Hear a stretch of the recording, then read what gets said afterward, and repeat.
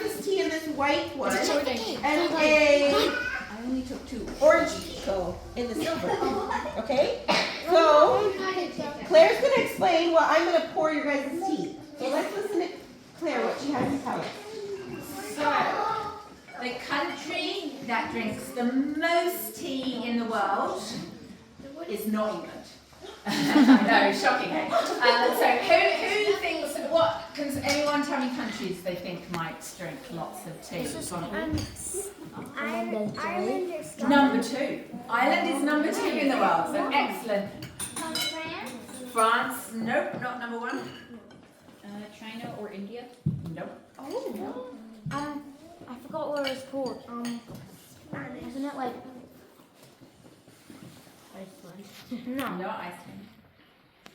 Something like German, something similar to It ends in a Y. Yeah. I can't think of anything, but I know what it is. Begins with a T and ends in a Y. Yeah. It's Tealand, exactly. Yeah, no. There's also a type of bird, depending on how you spell it. Yes. Turkey. Turkey drinks the most tea. Wow, didn't know. For sure. So apparently, Turkey drinks like the equivalent of every single person in Turkey drinking 4 or 5 cups of tea a day. That's a lot. Ireland is second.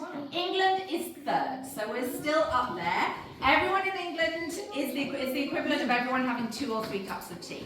I'm a strange English person because I only have 1 cup of tea a day mostly, but my husband will drink it all day, every day. So lots of cups of tea. English breakfast. Canada is number 22 on this, so write down. Canada does not drink.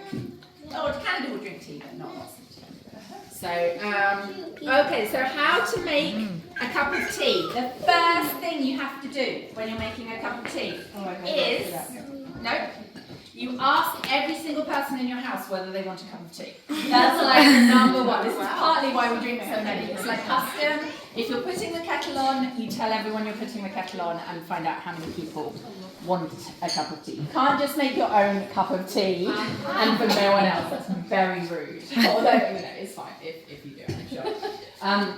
Okay, who thinks an English person would? Okay, so we've got either heat the water, get water from the hot tap or the microwave, or would you boil it in a kettle? Hands up for microwave. Hands up for kettle. Correct. You have to boil water in a kettle and pour it just as it's boiled. This church doesn't have a kettle. I asked for tea and apparently it's got like a hot water dispenser. But I would be fine with that. My husband, again, who's super fussy with his tea, refuses to drink out of a hot water dispenser. So at work, he has no tea because they just have a Why? The heat, I think. The heat makes a difference to, he says, like, who knows? Like, I think it's fine.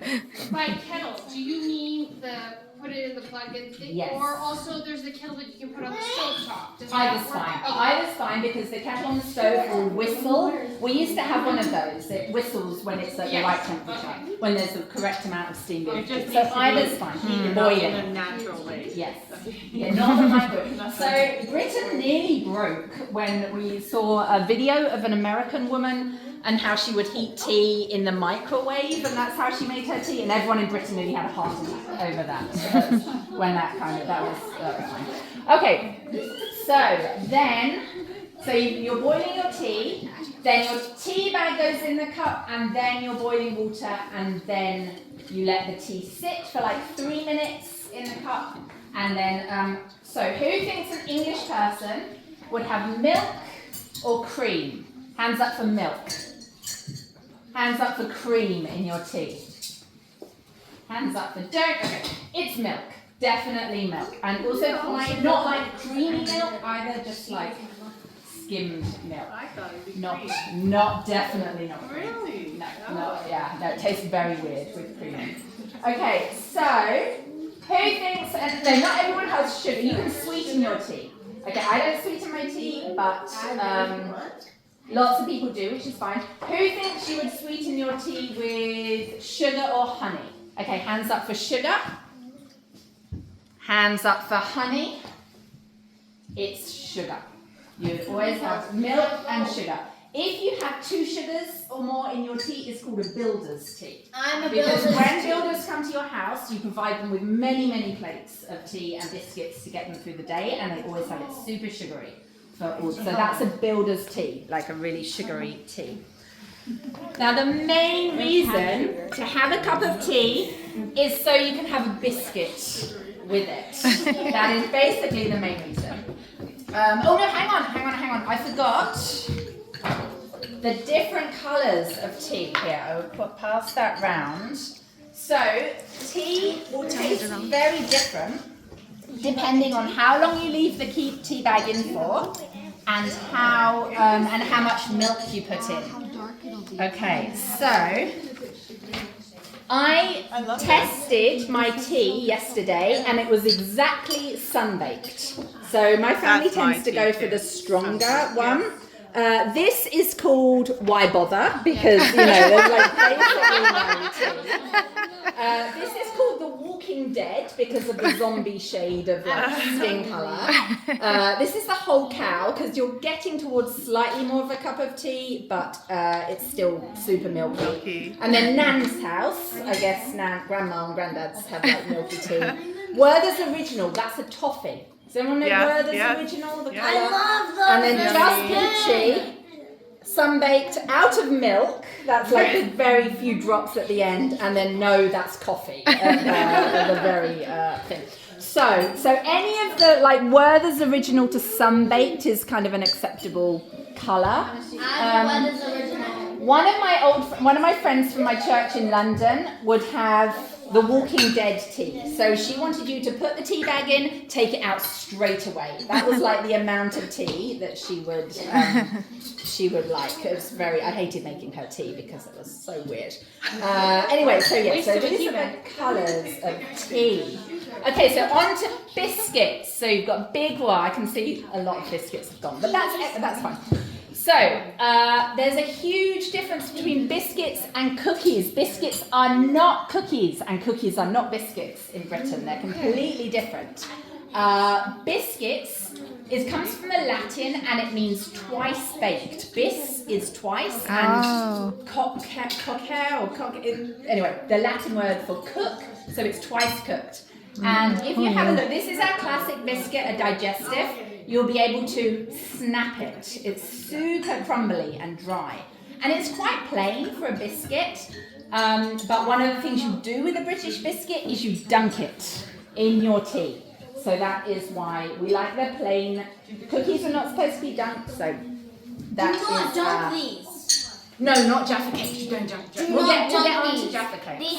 These have jelly inside. Yes, exactly. So this is also what we would use for bases for like cheesecake or pies or something like this. This is a bit like a graham cracker, which we would call a graham cracker. So what? Graham. A little bit like graham is. We would say graham. I would never call it that. Anyway, so this is a digestive. I think it fit a bit too well. This one is a hobnob. And this one is a ginger nut. Oh, I sent you around. Okay, so this is our selection of British biscuits. So hang on, I'll pass that round that way. I could only find some of them. Okay. Hobnobs have got oats in, so that's what makes this biscuit. One of the differences, aside from the amount of baking,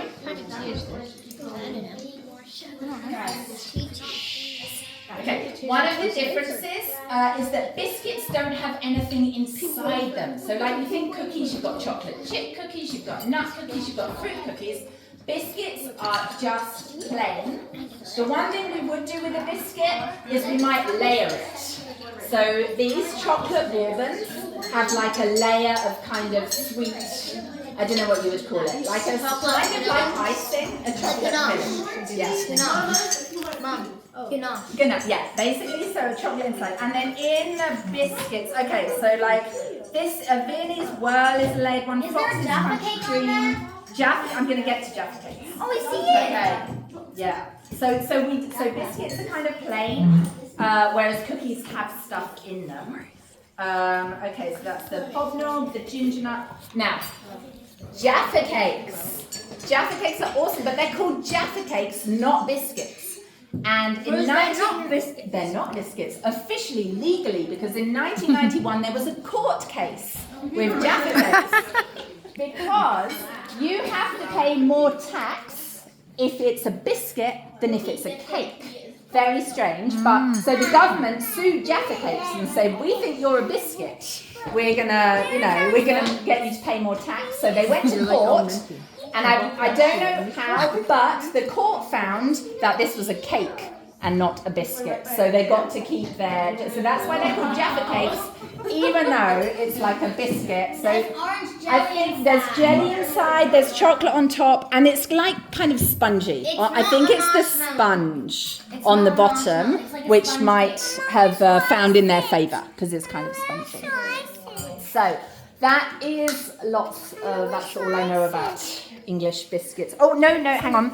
So, if you ever go to London, you should see the Cutty Sark. It's like a full ship. This brought tea from Britain to China. It's called a clipper, and it was super fast. And in like the 18 something, between 1869 and 1895, this ship was sailing and bringing tea to us. Not me, I was not born.